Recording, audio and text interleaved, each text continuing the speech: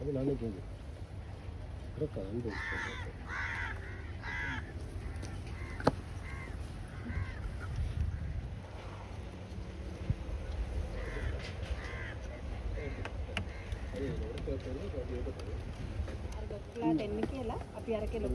தம்பி அந்த சேர் இருக்கு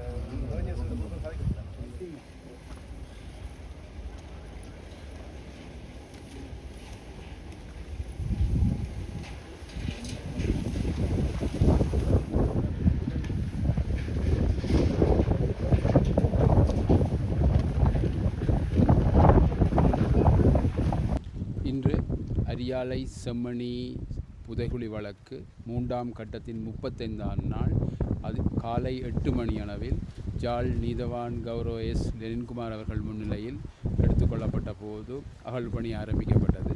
இன்றைய அகழ்பணியில் புதிதாக 11 மனித ஓட்டு தொகுதிகள் கண்டுபிடிக்கப்பட்டு அதில் 7 மனித முழு தொகுதிகளும் அகழ்ந்தெடுக்கப்பட்டிருக்கின்றன. மொத்தமாக 431 மனித எண்பு தொகுதிகள் இதுவரை அடையாளப்படுத்தப்பட்டு 423 அகழ்ந்தெடுக்கப்பட்டு பாதுகாக்கப்பட்டு நீதிமன்ற கட்டுக்காவலுக்கு வழங்கப்பட்டிருக்கிறது. அதே நேரம் இன்று ஒரு சேதமடைந்த மோதிர துண்டு ஒன்று பிறப்பொருள் சான்று பொருளாக அடையாளப்படுத்தப்பட்டு ஆர்டிஃபெக்ட்ஸ் 132 என்று நீதிமன்ற கட்டுக்காவலுக்கு வழங்கப்பட்டிருக்கின்றது. தொடர்ந்து நாளை 35ஆம் நாள் அகழ்பணி நடைபெறும். சரிங்களா?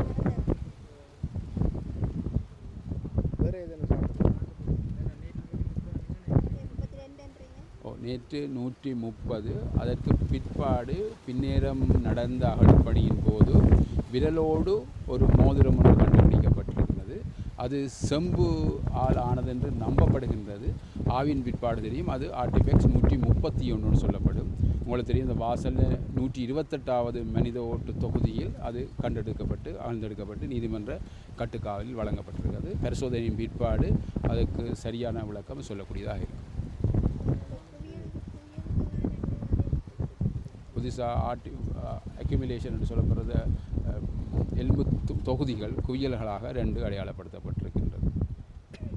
அக்யூமுலேஷன் 30, 31 என்று அடையாளப்படுத்தப்பட்டிருக்கு.